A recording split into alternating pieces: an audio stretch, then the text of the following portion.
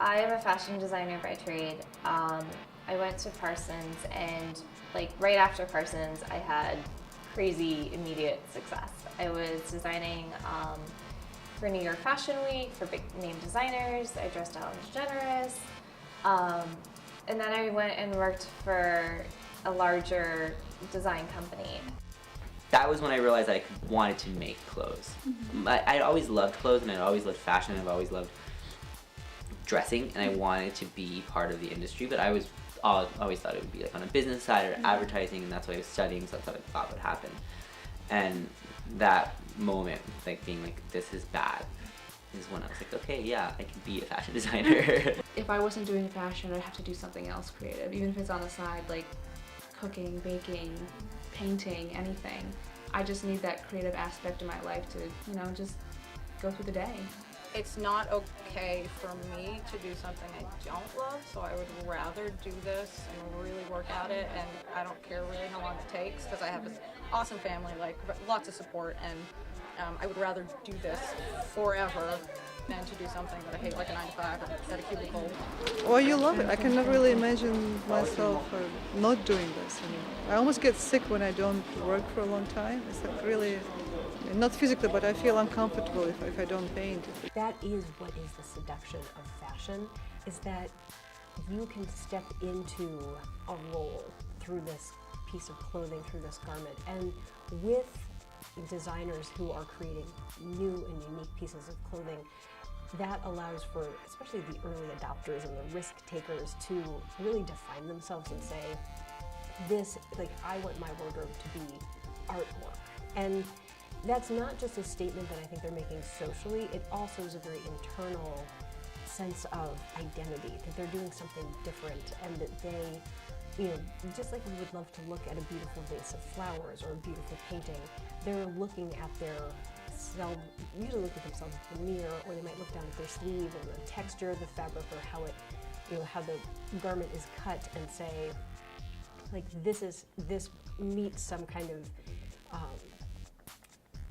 way that they see themselves and aspire to be. They get to kind of play this role.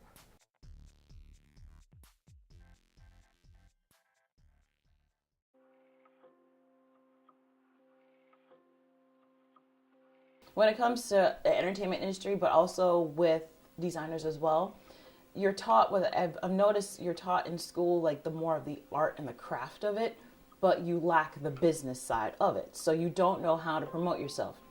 You don't know how to really get yourself out there to the right people to be considered as a designer. You come out with a certain skill set, but how do you apply it to the real world? And it's really tough out there. It's much tougher than it ever was. The amount of designers coming out of design school has increased tenfold. So I just think there's probably a gap in the curriculum and then what's actually happening. You didn't know whenever you graduate is all the world out there. Like the fashion shows, like how do you do in the industry, how do you sell, how do you put it in a store, do you go and hire an agent for you to be able to make it out there.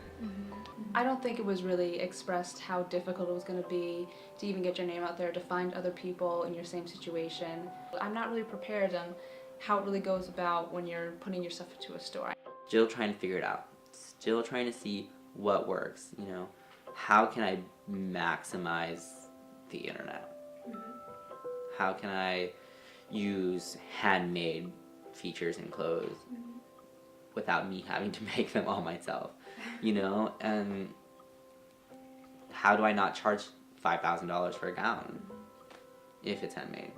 When you're doing a charity show or something like that, and they don't reply to you, it's a little difficult because sometimes you'll know who to contact, sometimes you'll be totally oblivious who to contact. You have to ask 5 people, and just tracking people down sometimes is really difficult.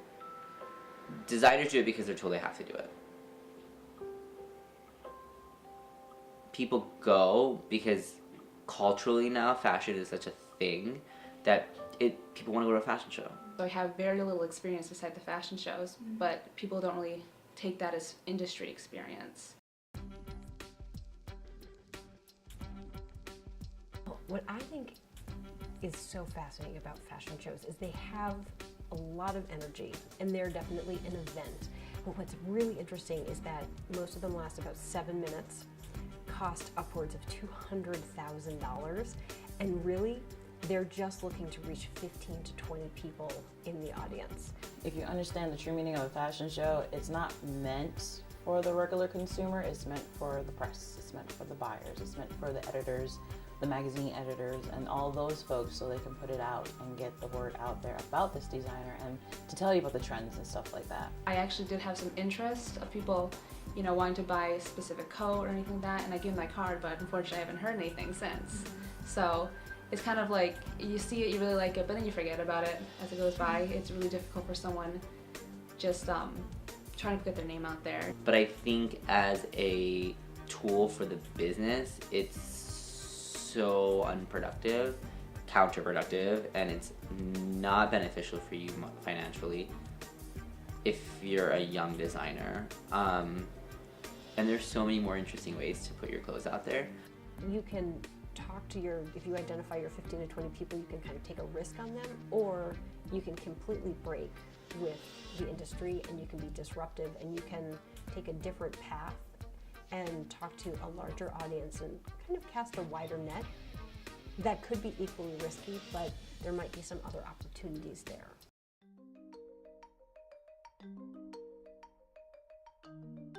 A local designer has completely free access to social media, and they can kind of, you know, see what's going on and manipulate those accounts. But if they work with the city, or if they find somewhere that they can have their own kind of mini event or place where the public can interact with them, and it could be, you know, if they have their own studio space, they can just invite people in and then, you know, have something that they're giving away, but the exchange could be through social media.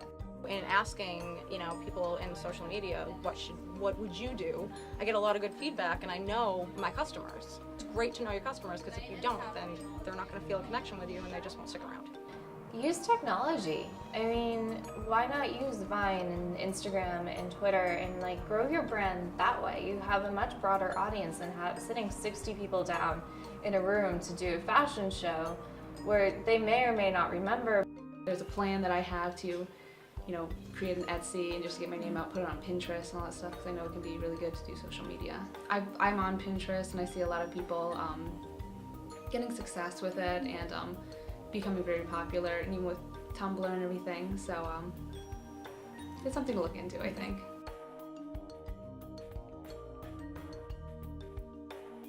Bloggers are one of the other opportunities, especially that emerging fashion designers have as an opportunity.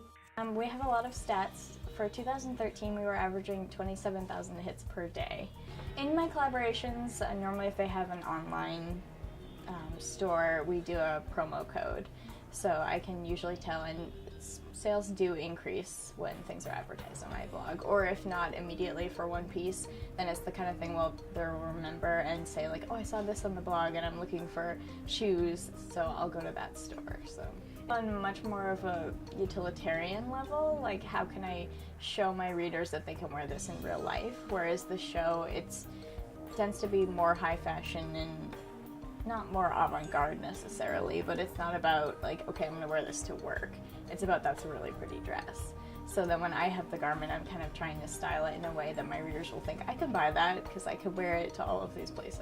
I think it's becoming a very important way of marketing to people because it's global too. You know, it's not just people in Boston, but Boston designers are getting it out there to people all over the world.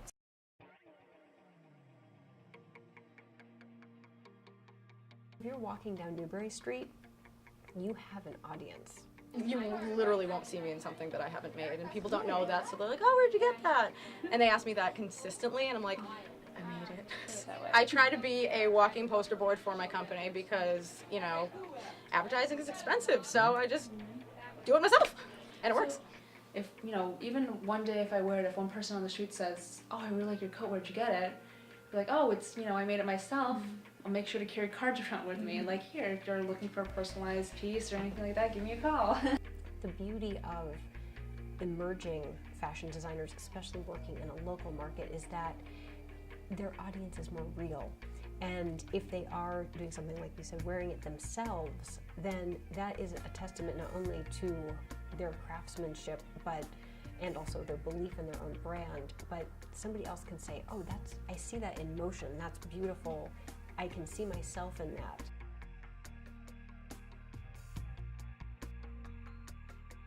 It's basically, if you know the rules, you can then break them. We started this platform where designers can essentially test a market and bootstrap a fashion line before spending astronomical amounts of time and money, which they probably don't have. So each designer gets a virtual studio where they put their garments and then also some inspiration behind them. So it really tells the consumer what the garment was about. And that's where I think there is a possibility for performers and fashion to come together. My ideal is theater style, and we watch Martine dress and undress and put on the whole collection, start to finish, himself on stage, putting it on, taking it off, putting it on, taking it off. So you're watching him do this, and there's just something extreme. I'm interested right now in bodies, in movement, also in gender and sexuality, and intimacy with clothes, and how and why we dress. What we decided to do for our Boston designers is during Boston Fashion Week, we had a flash fashion show where we had models come in and designers. I think we had over, I want to say 50 models, and then brought in press and decided that we were going to do a fashion show in the streets. It was very viral. We tweeted, we made sure that people knew where to be at certain places. It's kind of like a scavenger hunt, and we threw 4 different shows in the streets. And you know, it was very cost effective. It didn't cost us anything really. But it also, you know, got that buzz going, and it, more importantly, I think brought fashion to the people. Boston is just developing its own fashion scene right now, which is really cool because at the time that things are emerging, it means you don't necessarily have to do everything the way that it was done before. Boston, especially with its proximity to like MIT and Harvard, there's a lot more, I don't say intelligence, but it's smart fashion. It's more about how can we use technology even in the designs. There's a lot more collaboration, so that's interesting. Sometimes that happens in New York, but it's more about the style and aesthetic. I think that Boston has the advantage where we can use these up-and-coming technologies. I like visiting New York City, but I don't think I'd want to live there. I really love Boston. I get a lot of inspiration from this city, especially the historic aspect, and you know, I just feel like there's a lot of old school and you know, just like old ideas and everything, which I really like to pull from. And I feel like a lot of people like to be in that big hubbub and, you know, fast pace, and that could be fun, but I just know my personality and that I like to be where I am. Let's say I want to aim to that. This is what I want to do. I want to be local, and I want people to know that we here in Boston can make it local. It's going to be on my label. I write proudly made in Boston.